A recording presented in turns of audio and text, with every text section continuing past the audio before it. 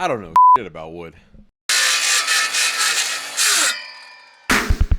Specifically looking at all the different types of wood and understanding what I'm looking at. So to learn more, I asked ChatGPT, hey, can you help me? I got you. So after many iterations and double checking ChatGPT's work, we came up with the ultimate list of different kinds of woods throughout the world. Included in that list was region, toxicity level, Janka scale, and then I sorted the list by Janka strength. And then I finally had a wonderful list that I could start with to begin my education. So I picked the very first thing on the list, and that was mesquite. Wouldn't you know, straight from my home state. Now, mesquite grows in the south part of the state, and it has a special name. It's called velvet mesquite, or Prosopis velutina. It grows in the Sonoran Desert. This map in particular only has the US side of the desert, but it also goes down into Mexico. So to get started, I went to a local wood shop that had locally sourced Arizona velvet mesquite. And in the end, I picked the one on the left. And so I went and in Photoshop, I took a silhouette of the state and basically did an outline. I then took that outline and using the rulers and Word, kind of measured what I think it needed to be. And so I, got down to making a template. Once I had all the paper taped up, I measured it just to make sure that, I was good. And then we were off to the races and taking and making strips for my project. At this point, I wanted to kind of take the mesquite and make like a mesquite statue, if you will.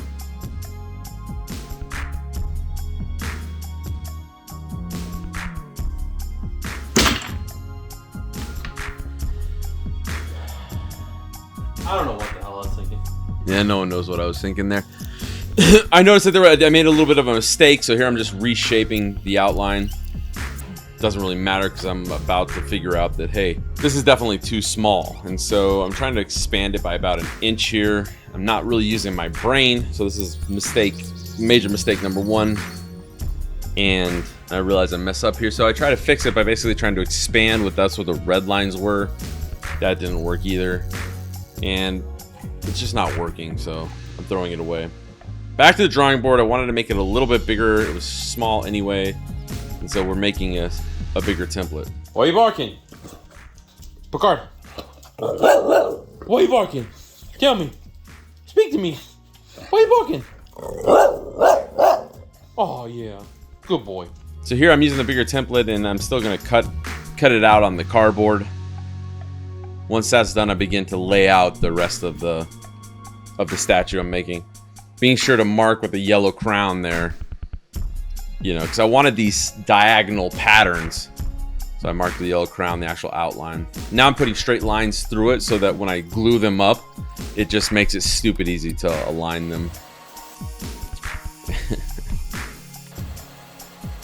And here I used some CA glue, and I'm just getting that off. Here's a trick I use sometimes. I use wax paper when I have to do small little glue ups, and that's what we're gonna do right here. I don't know why I put it on a box, but you can't do a big glue up with little tiny pieces like this. So we're gonna glue those up first. And you can see using all the guidelines, I'm gluing these 2 pieces from that diagonal mock-up that are smaller. This is another mistake if you've ever used paper towel. My pipes are galvanized, and when liquid and paper towel get on top of galvanized steel, it makes these black marks. Thankfully, it didn't do anything to this project, but I can see it doing something to wood in the future. So now you can see the 2 smaller pieces. We're now going to put them together with the bigger ones that we glued together earlier. Now, before we do the actual gluing, we're going to scrape a bunch of this stuff off because it's just not something you want to go into your planer with. And there's a glue up. The next day. So the next day it's all dry. I did the outline again, checked that. And so now you can see the black lines that made the outline even darker so I could get real clean cuts. And so now I'm just going through and cutting along the straight lines. And when it comes to the very jagged line, I'm going to do something else for that.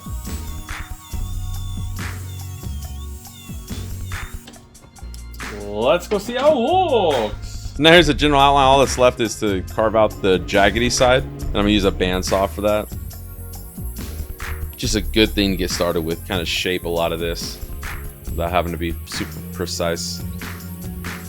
And being a perfectionist kind of sucks because I wanted every little nook and cranny to be done right here.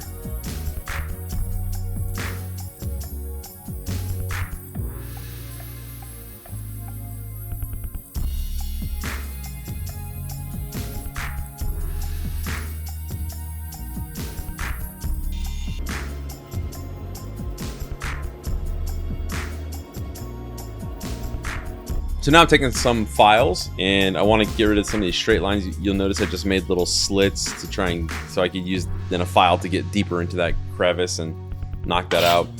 Just doing a little bit more scraping. Scraped. And at this point I have a ton of wood left over, a ton of strips. And I was like, well, let's make a cutting board. So this is when I first came up with this idea of making a cutting board, and I needed to cut off a lot of live edge here. And so what I did is I tried to mirror strips. So when you look at them and they're finished, they'll have this mirror effect, and then put those mirrored strips side by side. So that's why it's one by one here, glued together, and we're making these chevrons at the end. And so you can notice both kind of a before and after there. Now, as I'm putting this together, this is where I come up with the idea in the title, which is the Honeycomb cutting board. And so once that was in my head, I started to execute that design. So we're gluing these pieces together, scraping off excess glue after it dried the next day. And now it's time for the big bad planer. We've scraped out all the excess glue as flat as we can make it before we put it in that. It saves a ton of life on your planer. I made a couple big mistakes here using the planer. One is I tried to go too deep and nicked off the front edges of the wood. You'll see later. I took a little break in between. Cheers. So cheers to the camera. And if you don't follow my socials or shorts, this was the Coketh Explodeth.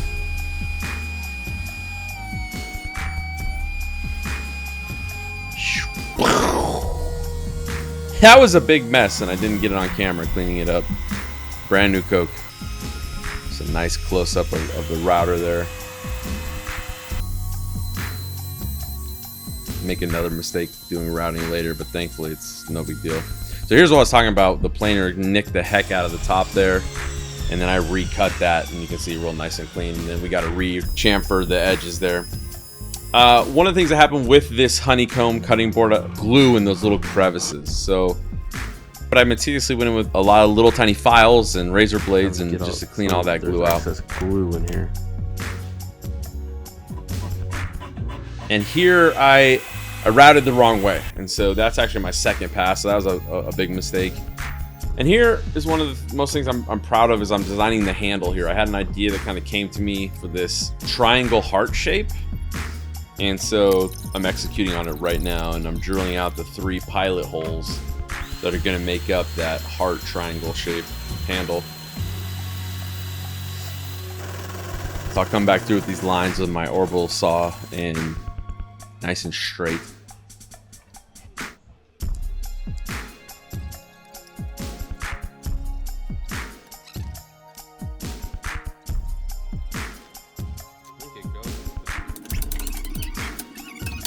This is something that I learned that you just gotta, of course this is sped up, but you gotta take your time and just get this right. The less you have to file or sand here, the better. You can see we did a really good job kind of cutting that out. We put a bigger chamfer on the handle. It just makes a nicer grasp there. And now since it was such a weird outline, I didn't want to do like a regular jig. And instead I made an inner jig to do the outer line, and this is just a liquid dripping line since this is what I'm calling the honeyboard keyboard. And another mistake, I did it in reverse again, and so we had to go back through and fix that. But I love this liquid channel that came through on this. Looks so awesome. It's one of my favorite features. Is the handle turned out incredible, and so did this liquid channel not being boring. This really cool design that goes with the Honeycomb. I had these really cool sanding things. I don't know what they're called, like templates. And you wrap the sandpaper around them. You can get in really deep crevices. It's good for what I would call like templatized areas, like these channels. It's not good holistically. So you can see I'm using it again. I think this is a different one, maybe the same one, I'm not sure, just to get into those cuts. I think that blade on the bandsaw might be actually going dull. And there we have it. We're pretty much done. We're gonna do some more sanding. So we sand from, we start anywhere at your low grits, right? 50 to 80, even lower if you're starting something crazy. And then we go all the way up to 320. We're water popping here. And then Jack comes to visit. You come to say hi, boss? Hi, my I have 4 Jack. dogs. Hey, Jack. Jack's the Jackers. littlest one. Jack, did you come to visit me in my shop? Did you come to visit me in my shop?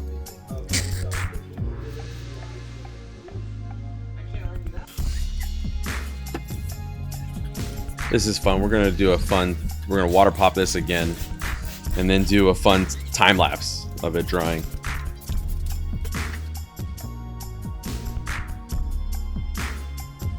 One final sand at 320. I don't know why I showed this. And then we spent a lot of time getting in the crevices, which this took the most time.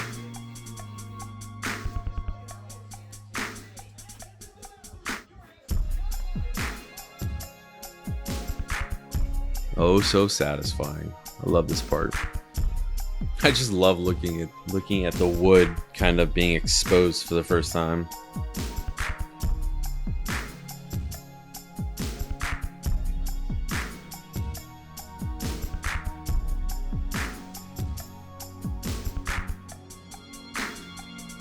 And we're using 2 oils here. One is a food safe mineral oil, and I took both pieces and put them in mineral oil solution, or just food safe mineral oil, for about 8 minutes, 7 to 8 minutes.